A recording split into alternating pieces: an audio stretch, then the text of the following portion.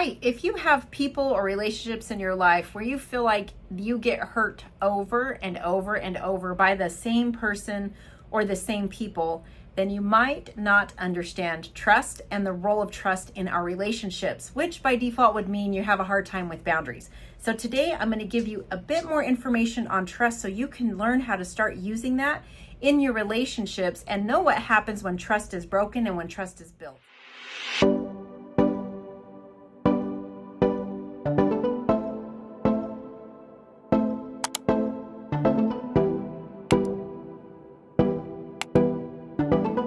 Hi, my name is Olivia. I'm passionate about helping you understand what relational trauma is so that you can heal from it, overcome it, and move on with your life.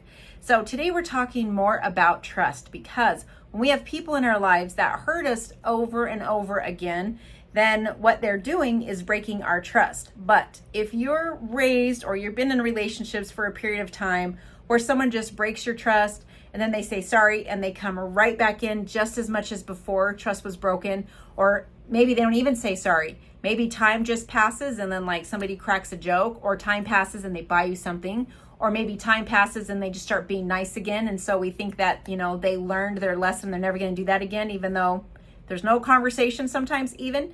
Regardless of how someone gets back to being this close, maybe it's just a forced closeness and you don't feel you have a choice, then trust is not having any time to be rebuilt. And that's a problem, because we only let those who earn the most trust from us get to be the closest to us. So when someone has not only not earned your trust, but they've broken trust and done nothing to rebuild it, they're not supposed to be super close to us until trust has rebuilt. And that is going to be a process. So here's the first thing to know about trust. Trust takes time to build. So if trust takes time to build, then I'm not going to give a lot of trust to a stranger. I'm not going to give a lot of trust to someone I don't know super well. I can give them a little trust, but for most of us, maybe you can relate to this, but it's like, I don't know you and so I don't trust you, and then I get to know you a little bit and I give you all my trust because I know you a little bit.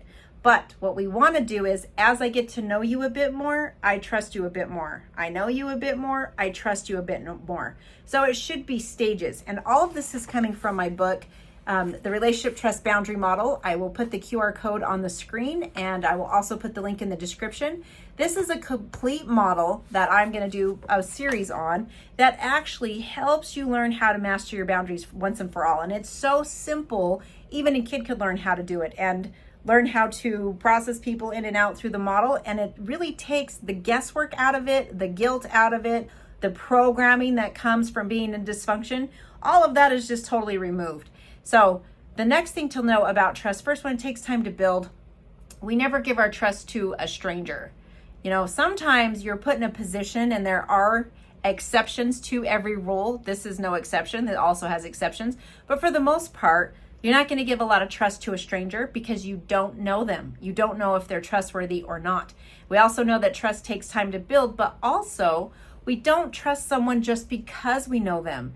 You may know some people really well who are incredibly untrustworthy just in general, or at least they're untrustworthy for you, but you know them. So you can see this is actually kind of difficult, or as we're going along and living life, it's not so surprising that we kind of mess this up, because we're kind of taught to automatically trust those that are closest to us. And we're also taught to, forgive, which is a good thing, but forgiveness doesn't mean we reconcile, and forgiveness doesn't mean we trust, right? We can forgive, but we don't trust until trust is re-earned, and we don't reconcile until trust is earned. So they're kind of like in tandem, but they are not all lumped into one. And I think a lot of times people get burned and don't want to forgive because they're like, no, because then I'm going to have to let them back in my life and they're just going to do this to me again. So why would I do that? So that's true. Why would you do that? But forgiveness is separate from trust, and that's dependent on if you're going to reconcile, is dependent on if you trust. So thinking about that, okay, I don't trust a stranger. I trust those who are earning my trust. People who are trustworthy and those that show you can trust them, that's who you put your trust in. So it's not just because you know them. It's not just because they're close to you. It's not just because they're in your family. It's not just because other people respect them and like them. It has to be someone who is showing you that they are trustworthy and that you could put your trust in them. That's going to be your safest bet. So The question then becomes, what is a trustworthy person? What is that made of? And I'm going to talk about that in the next video, so you'll want to stick around.